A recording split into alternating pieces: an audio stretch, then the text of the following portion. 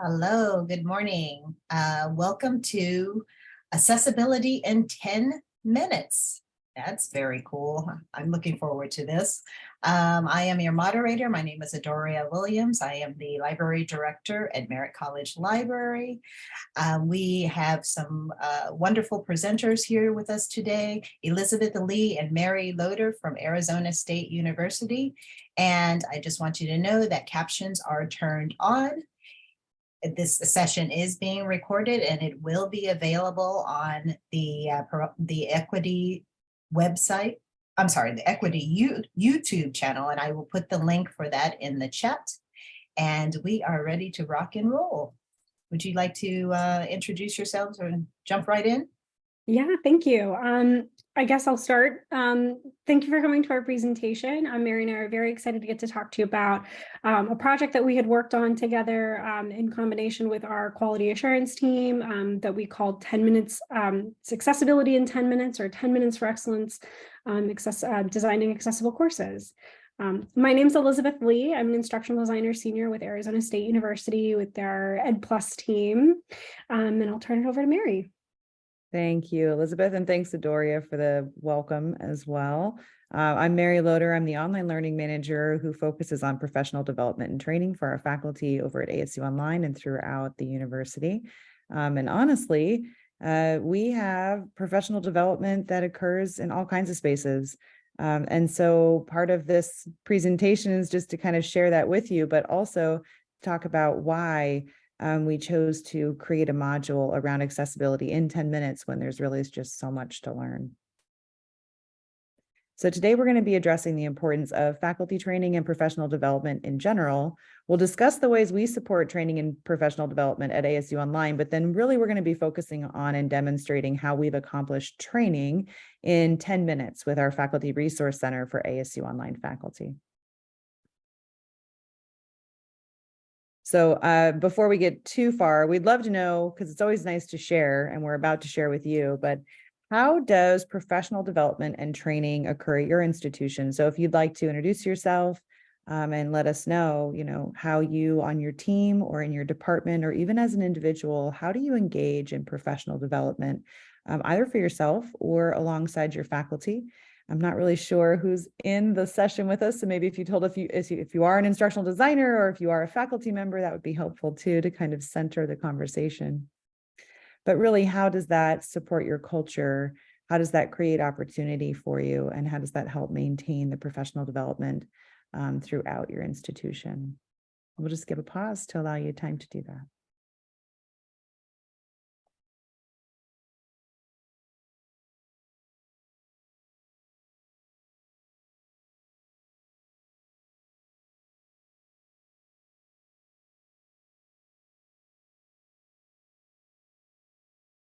Welcome, Tolu. Faculty developer at Cal State Long Beach. Offerings include synchronous virtual workshops and asynchronous online courses and more. Awesome. Thank you so much for sharing. And Damon, welcome. Instructional designer as well. Probably similar approaches to what Tolu has also shared. And likely matching what we do as well.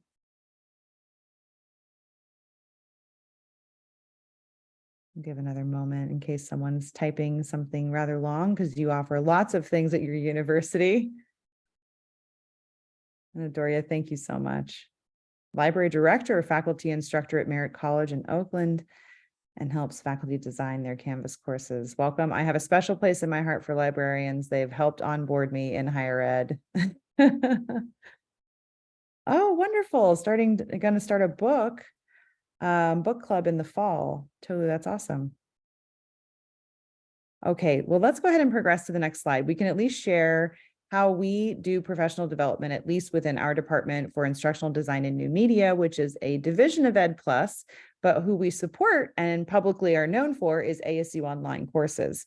So we have a pretty visible class called Masterclass. It's an online 2-week workshop. It is synchronous and asynchronous. There are real assignments that get turned in. It's a huge time investment for our faculty and for our instructional designers that are the facilitators for the course. Liz is actually one of those primary facilitators, so she's nodding her head in agreement there. Did you have anything you wanted to say about our Masterclass? Oh, I mean, there's almost too much to say about it, but the things that I think I really like about it is that it really gives our faculty who are new to teaching, either new to teaching online, you know, kind of any combination and permutation of experience, a real life opportunity to experience Canvas and a lot of the tools that we use from the learner's perspective, which I think gives them a totally new perspective on everything, on like what the students see, feel, experience, especially when it comes to things like accessibility or frustration with like access to a tool, both in the sense of accessibility on like a disabilities side of it, but also in just like the literal, like, how do I use this new thing? So it's a lot of work, but I think it's very valuable for our faculty. Thank you. And then Paul, alongside what you've shared, we also have some workshops for Quality Matters that are hosted through our university. Liz happens to be the Improve Your Online Course facilitator, and then I facilitate, and Liz is also professionally certified to facilitate Applying the Quality Matters rubric and Intro to QM. So some similarities there. We don't offer external sessions through OLC, although maybe we need to look into it. So I'd love to hear your perspective there. And then, you know, QM does touch on accessibility very specifically in their essential standards. And so they do get a little bit of, actually a lot of some very specific training on how to decide if something is accessible without using additional plugin tools like Ally through Blackboard, or the Canvas, you know, accessibility checker. And then we do have our ASU online webinars at least once a year, and sometimes twice a year. We offer a series called Designing for All, which it touches on very specifically the things that we cover in our 10 minutes to accessibility, but does it in an expanded way. Each of the workshops is a half an hour long, and they're dedicated to subjects like you know, formatting generally, and the improvement of formatting for all types. So neurodiversity, as London presented on just before us, and who is also a colleague, and she created a great resource for designing for neurodiversity on our Teach Online site. But also touching on things like, you know, alt text and why alt text is important, and touching on captions and why those are really necessary and need to be in every single video, whether you make it or curate it. So those online workshops are available to all, whereas Masterclass is only available to our faculty currently at ASU. We have previously in the past hosted it for other universities, especially during the time of the pandemic. That we did open that up to other universities, but it's now closed again. Our QM workshops are open only to those who live within Arizona, but our ASU online workshops and webinars are for anyone. So feel free, we can drop a link in at the end or include it in our slides for the takeaway. So you're welcome to sign up for any of those offerings. They're fabulous offerings there in addition to accessibility. But then we also have our ASU Online specific Faculty Resource Center. And this was created by Cody Stimson, who I think is actually presenting later today. I'm not sure if it's going to be on this specific topic, but he does have our Faculty Resource Center available for all of our faculty. And then pieces of content are developed by our instructional design and new media team. One of the series is called 10 Minutes to Accessibility. And we'll go to the next slide. The intent of this is to cover a topic that's pedagogically focused within 10 minutes. So if a faculty member has a little bit of time and they want a little bit of professional development, they know that if they get into one of these modules, it's going to take them 10 minutes tops to go through the module and receive a badge to certify that they've completed the topic within 10 minutes. And then Liz, I'll turn this over to you to talk specifically about our 10 minutes to accessibility module. But we also have a video that we think helps preface the why you should care for this module. And we're very lucky we were able to get President Crow to do a brief video to start the module off.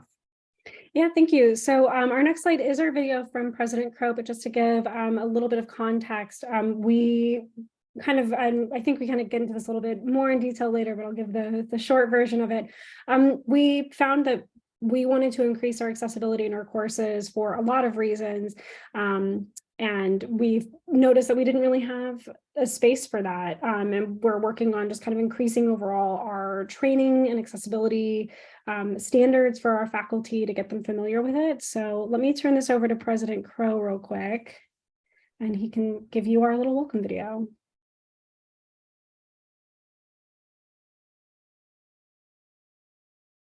Hi, Michael Crow, President, Arizona State. I just want to thank all of you for being in the presence of this video and caring about how to take learning content and make it accessible to any learner.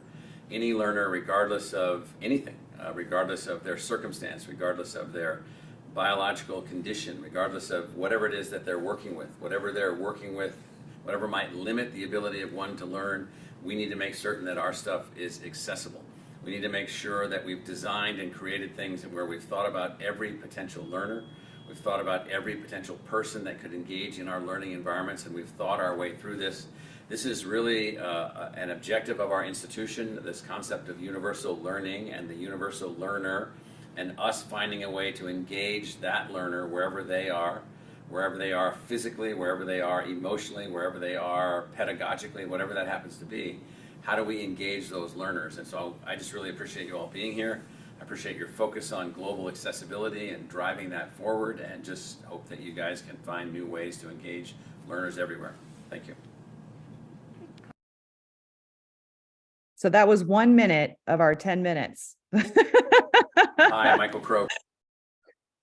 Michael Crow wanted to talk some more, but we're going to cut him off real quick. So kind of as I already mentioned, how this course came about is that we kind of identified through our needs and our goals that ASU Online in general is looking to increase our accessibility and accessibility awareness to our online faculty and any of our online teachers. So this would not just include like our ASU Online courses, but our I-courses, which are kind of the same thing. So increasing that awareness, and then not just increasing the awareness of those needs, what to do, how to do, but then actually going through the process of increasing the actual accessibility of those courses. And as I'm sure everyone here knows, increasing the accessibility or addressing accessibility in thousands of pre-existing courses and even more new courses that are being developed at any given time is a huge undertaking, and our small but mighty instructional design team and accessibility resource supports and center can't do it all alone. So another aspect of this was empowering our faculty to recognize when their course was and was not accessible, being able to identify what changes need to be made, and then if possible, where possible, to make those necessary changes. And then in the instances where they could not make those changes on their own or need additional support in making those changes, we wanted to have a quick place for them to reference, something that they're already in or using typically, to actually have those resources readily available for them. Our approach with this, as we've kind of already mentioned, is we wanted to create short, digestible mini courses that gives a really broad overview of what accessibility is, what those standards are. We wanted to highlight the importance of designing for diverse audiences and what those various support needs look like to them. Because it is such a big undertaking and a large conversation, we didn't want to overwhelm our instructors with too much information. Accessibility can be really overwhelming if you're new to it. There's a lot of different pieces, and if you've ever tried to like make a document accessible, there's all these components to it that are kind of scary if you're not familiar. So we wanted to give that broad overview. I like to see this as like a beer flight of accessibility, just a little taste test of what everything looks like. Again, just to highlight the importance of like why we're doing this, why it's important to make sure our content's accessible, really tapping into kind of that empathetic aspect of like, why are you a teacher? You want to help your students. And this is one of those really tangible ways that we can help our students. So the course is comprised of some short, simple learning materials and resources. And then we also have some simple auto-graded activities to kind of help gauge the knowledge, both for us as people who are giving these, so we can kind of see where people are at and we can further refine our learning materials and resources that we're providing. But it's also really great for the faculty, the people taking the course, to see where they're at. They might be surprised that they know more than they thought they did. So this is a little overview. This is kind of the main page that you see here in this little GIF here of what it looks like. And this really highlights everything that they're going to be able to do in the next 10 minutes. So we are leveraging our existing faculty resource center that all of our faculty have access to and can access at any time. And we follow this 10 minutes for excellence structure that was created by Cody. And so with that, we created a 10-minute mini course that will address 3 main objectives that around accessibility. It really covers checking accessibility, creating accessible content, creating accessible media, and then curating accessible content. We've, again, intentionally leveraged our existing accessibility site as the main resource for the content, linking directly to the site. So this way, as our accessibility standards change and evolve over time, hopefully to start including some more content on designing for neurodiverse students, that we're not having to constantly go back in and revise our own learning materials, which makes it a little more scalable for us as the designers as well. And to me and Mary, it was our definition of working smarter, not harder. Mary, do you have anything else you want to say about our 10 minutes for excellence structure and goals? No, I think that's generally good. Let's move on to the next slide. And we can talk about some of the key questions and goals that we wanted our faculty to have to think through when it came to the assessments that are included in this module. And then I'll turn it over to you, Liz, to talk about those activities. But the key questions and goals are, how do you know if your course is accessible? Because you can't fix what you don't know is broken. And so introducing the Ally tool that we actually have imported into Canvas, it's a Blackboard product, but using it inside Canvas, using the Canvas accessibility checker, teaching them about what actually needs to be accessible and what it means to be accessible. And then also, what are those inclusive practices that they can just adopt upfront instead of trying to do it on the back end through remediation efforts? And then how do they fix those existing courses? And specifically, what are the resources that are available to make the process easy and scalable? Because there are so many things that need to be fixed. Ally will give a gauge to tell a faculty member what areas are the largest areas of opportunity. And then using the training, they can decide what will take the least amount of time for them to do that +1 perspective around remediating content. It doesn't all have to be done at once, but what is one thing you could do today? Or what is one thing you could do over the course of this session that will improve your accessibility dramatically? That could be adding captions. It could be going through and creating alt text for any of the images that you've chosen. Same thing for your slides. And then also thinking about how they can get access to the right content. And so I'll turn this over to you, Liz, in reference to those activities that they actually go through to receive that badge. Yes, thank you. So like this and all of our other 10 minutes for excellence modules, they do end with a formative assessment that acts as a catalyst for the completion and actually awards a badge. So they end up having to do all of this, and then there's that final check. In terms of some of the activities that we have them doing, the first thing we have them do is actually vote in an accessibility poll that actually it's really helpful for us to see what do people know, what do they not know, which we're hoping to use more and more in the future to really further refine and develop trainings around where people need the help. But it also acts as this tool for faculty to see, hey, you're not alone, because they can see the results in there. And I think that that's really comforting to be like, you're totally not alone in this. Like, you don't have to be an expert. Everyone's starting somewhere, sort of thing. We also have them go through a self-check of their Canvas course. So we actually have them go through the process of identifying and checking their course with the Ally tool, and giving like a little feedback on where they think that they could start in terms of addressing some of these challenges. They have a discussion where they actually will talk about the impact of accessibility, how their plans for making those changes. And then again, that final knowledge check, which will actually award them this beautiful badge. We like to use Badger a lot at ASU. as a badge of honor for doing the thing.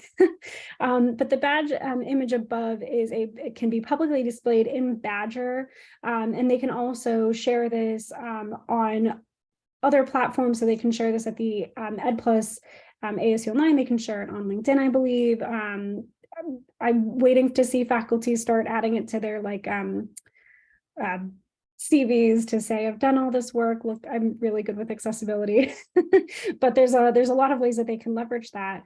And it's a great way to show that I'm doing the work for the professional development and making my courses accessible.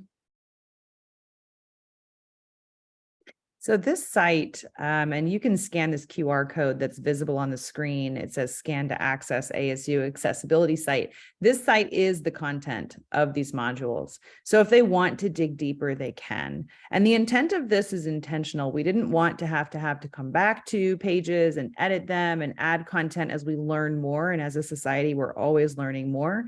Technology increases dramatically. We just had our WCAG standards move on to the next one. So anytime that we need to update content, it's going to happen on our accessibility site. If you don't have access to QR code it's actually now in the chat. I've posted a link there.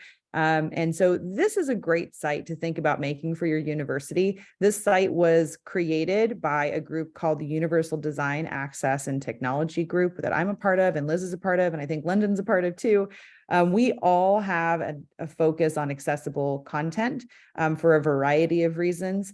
And it's led us to create this very dynamic resource. So not only will they see events that are focused on accessibility, not only is there a way to report issues that occur at our university that need to be remediated either in physical or online spaces, but it has a guidelines section, which is very deep, has had consultation with our legal department to ensure that we're meeting the guidelines that are there and exceeding expectations for what's necessary in these digital spaces.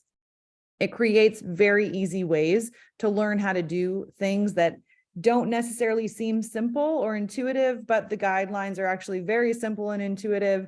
There's even like for PDF remediation, there's a branching exercise to help them see where their resources are to have those PDFs remediated. And so it's a fabulous website. And that's what allowed us to do this in 10 minutes, because we don't expect faculty to go through the entire site and learn all the things that are in this site. It's a point of need conversation. So the 10 minutes to accessibility makes them aware that accessibility is a requirement of their design process. We have the video from President Crow, which is probably the best nod you can get at a university is from your own president saying, no, I want this to be a focus. And I'm so proud of you that you're focusing on this. And then we have, okay, here's all the things you need to focus on. How are you doing right now? What's your baseline? And then that conversation over, okay, what's going to be your first step? What's the first resource you're looking at on this accessibility site? How are you going to apply that to improve the accessibility in your course? And then that badge to make them feel like it was worthwhile. They have a tangible thing they can show off if they need to. But again, it's only 10 minutes. And so it creates an opportunity to start the conversation where they may not have known they needed to be included in that conversation, and provides the resources to make it generally easy alongside the other people at the university who support them. So at our university, we're very lucky because not only do we have this site that many people put time and effort into and continue to do so, we have what's called accessibility liaisons. Liz is an accessibility liaison for Ed Plus, and they're all over. Every department has at least one. And those are individuals who have made a pledge to take the time to learn the thing, how to do accessibility correctly, so that when someone has a question, they either know which resource to point them to, or they know exactly how to help them remediate the issue that they're having. So that's another thing that we recommend. And this would not be possible in 10 minutes. Again, that's a long-term project, finding those who are willing to provide their time for free to learn and be a resource within their departments. It's an excellent opportunity. Liz, I don't know if you wanted to speak to your experience as being a liaison. I mean, it's been a really great opportunity just to get in the room with some of our ASU like leadership on accessibility, to just have their ear for an hour, a couple times a month, to figure out how we can leverage existing resources to make our courses more accessible and explore ways to scale some of this accessibility. We're still working on ways to scale supporting faculty with some of these more challenging pieces. Like we've already come up with some great ways on dealing with getting all of our videos captioned, getting our podcast transcribed. I think our next big step is working on document remediation, because I think that that is one of the bigger challenges in making sure that everything is screen reader accessible. Like beyond that, I think our next steps are neurodivergency. How do we design for neurodivergent students? So it's a lot of great conversations. So highly recommend, if you have the time and resource to get something like that together, starting a lot of really good conversations within our departments. And I feel like that's an excellent time to plug, once again, London Skiles, who presented just before us, who's also from our team. She wrote an excellent article, created a great visual resource for those who are looking to help with neurodiversity and designing specifically for those with neurodiverse needs. And so, fabulous thing. Oh, thank you so much, Maren. We're very proud of it as well. Thank you for looking at that website and giving that nod. So yeah, great article. If you did not get an opportunity to attend London's presentation, highly recommend going back and listening to the recording for it, and definitely exploring the resource that I've linked in the chat now. Awesome. So on that topic, I figure we'll give you a little bit of a preview of what our course looks like. So rather than just doing static videos, I did want to show how easy it is to kind of navigate through this. We've linked, we've given some context at the beginning of each page as to what it is, why it's important, and then we link directly to the site here. Sorry if the scroll's a little fast. There's so much good information to show on there. It's kind of hard to get it all in one screen capture. But yeah, we have a brief overview on what it is, how to do it, and then we link to the actual resources. So one of the main areas we focus on is formatting. So, and I think we kind of scale this in the course by easiest to most challenging, with using Ally within Canvas. That's probably one of the easier things where it can help you identify where your headings are off, creating descriptive links, lists, tables, and color contrast. So we go over that there. Moving on to the next piece, we go over images, which is a little more in detailed. We even split up between providing alt text for static images, as well as descriptions for and best practices related to animations. So we talk about, or at least provide some details on the different ways that you can provide alt text, how to write meaningful and effective alternative text, the differences between types of images, and kind of getting into the alignment piece of images, making sure that, you know, if you're including an image, that it has a purpose, and being able to describe that purpose meaningfully in that alt text, as well as goes over charts, graphics, and infographics that will be used in the course. So you can see that our accessibility website goes into a lot of detail about what things are, how to do them, and then of course resources for getting connected with anyone who can help you with that. We also go over, I think we go over like the best practices in general for alt text as well. The next portion that we go over is captions. So we talk about, again, what the importance of captions, or why captions are important, and then we go over a variety of ways to get those captions. At ASU, we have, we're using Wistia right now, where we're also working on getting all those really great auto-generated captions going. But we did want to provide additional resources for others if they wanted to engage in the paid options for captioning, providing details around third-party video captioning using YouTube. If you're using other sites, figuring out how to like actually edit those auto-generated captions, resource around that. And then we also link them to the caption writing guide, so that they can get a sense of what are those standards and how do we meet them.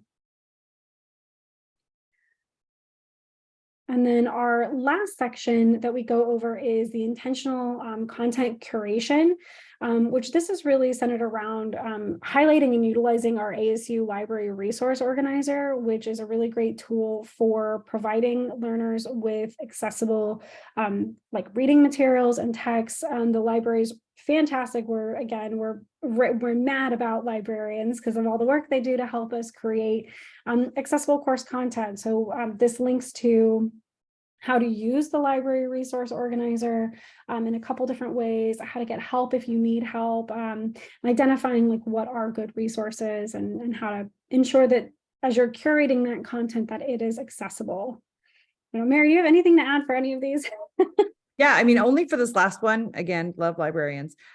This product is actually called Leganto. So if you have not become familiar with the product and service Leganto, it's a great way to intertwine your library with your Canvas courses. I'm sure it works with other LMS systems as well. And they've been a great partner. They're making improvements. There's actually an annotation tool. So people who want to annotate on top of the products that are inside of Leganto can do that.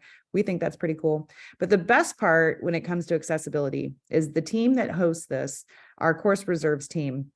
They've made a dedicated pledge that anything that goes into our library resource organizer will either be sourced as accessible, meaning working with the original licensing vendors, the original creators of the videos to have all of the accessible pieces put into place, or they will manually remediate the items that are in this. And that is a huge pledge. As we all know who have worked in the accessibility world, remediating a PDF is no joke. And there are many resources out there over the last, 30 years of digital learning that were done as a screenshot or an image, a Xerox copy, right? So there's all these different ways that we've been curating resources that are totally inaccessible. And so for our librarians to take that on is a huge piece. It's actually a wonderful service that they provide. And so we just wanted to highlight again that we couldn't do this work without librarians. Yeah, thank you. And so that's really the big overview of our 10 minutes for accessibility, but we also want to highlight that that was just kind of the start of everything that we kind of started diving into. We recognize that 10 minutes is not enough to really truly deep dive into the myriad of components that go into accessibility, understanding their importance, and really truly also understanding like who our student population is and what their needs are. So after we finished the 10 minutes for excellence, we jumped right on into a larger group project where we're creating an actual full Canvas course on accessibility. We're calling it our Accessible Course Creator Certification course that is going to have specific modules that deep dive into each and every accessible component.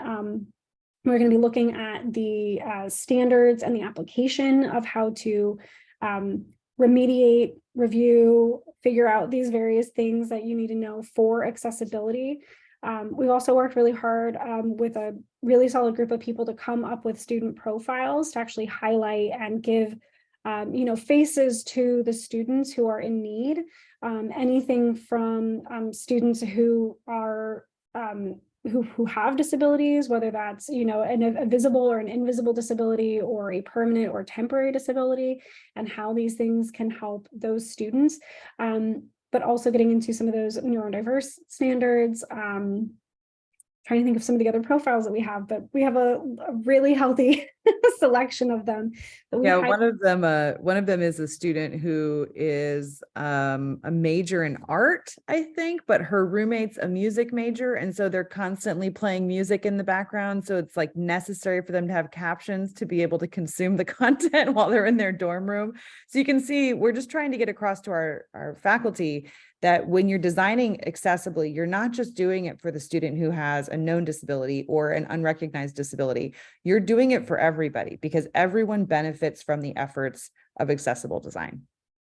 Yeah, I think one of my favorite stats that continues to come up is that like 80% of people watch videos with closed captioning now, even if they don't have a cognitive need for it or like a physical need for it. People just like having them, and really highlighting that you're again, kind of what Mary said, you're helping people that you don't even know that you're helping, and you're providing more ways for students to get connected with your content by doing this and providing those various formats for learners. On that note, we're also talking about utilizing designing for London's Designing for Neurodiversity infographic to just kind of highlight again, like what are some of those less seen disabilities or challenges that students have when it comes to learning. And we've also been working on creating a very detailed badging pathway where whoever takes the course will earn badges for completing individual modules that will ultimately lead to this larger badge. that they can share and display and kind of show like, hey, like I am maybe not an expert, but I'm on my way to being an accessibility expert with my course. Gosh, I'm trying to think of anything else, but we've been working really hard on it. It's going to have a lot of opportunities for people to check their courses, communicate with others, get advice from others, some interactive opportunities. I don't know, Mary, is there anything I'm missing on this course? There's so much in it. The course is still under construction, so who knows what other goodies will come from it, because the infographic that was designing for neurodiversity, we are finding the most meaningful way to include that. I was actually in conversation with London yesterday in reference to it.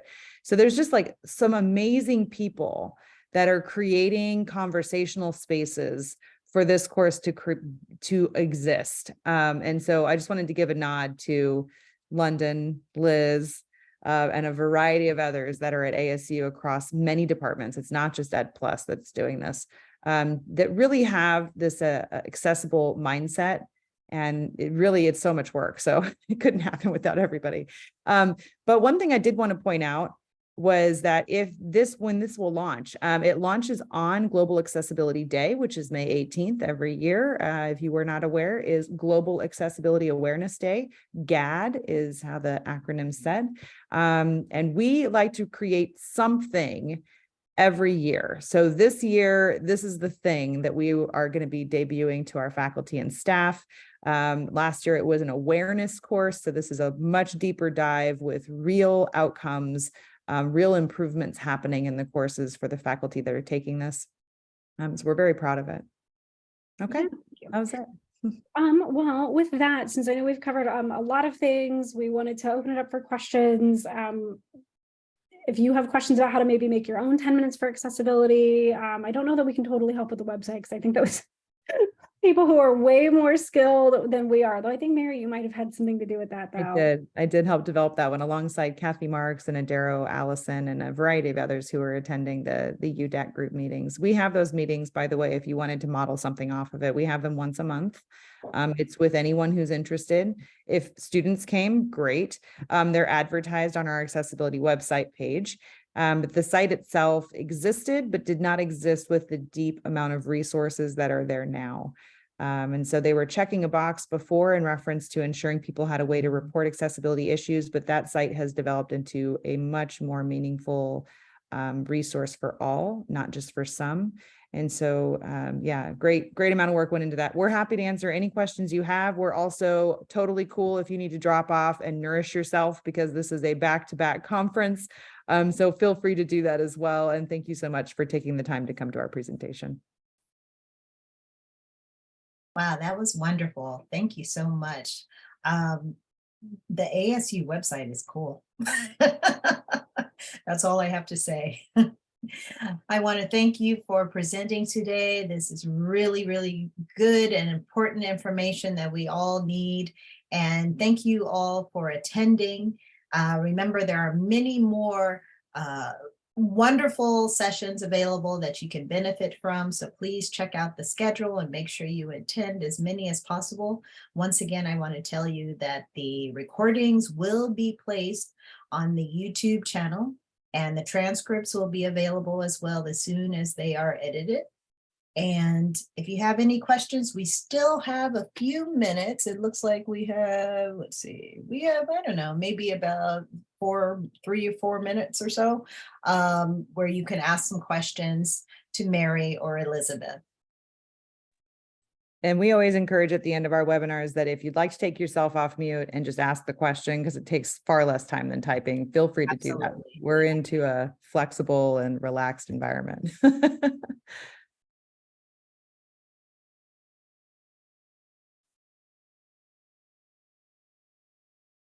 And Adoria, thank you so much for facilitating for us. We really appreciate you. Oh, thank you. I love this. So this is really helpful for me as well. Awesome. We think it's just a great place to get started. You know, when you're climbing a mountain, you got to start at the bottom, and awareness is that first step. So Right. Hopefully this inspires people on like, how do you tackle the big accessibility challenges? It starts with being aware. Yeah. That is key, awareness. And I think that so many of our faculty members need a little bit more support in that area because they don't know what to look for and they don't quite know what to do. And so many people have different needs and they need us to step up and help them with these issues. So thank you for today's presentation. Thank you.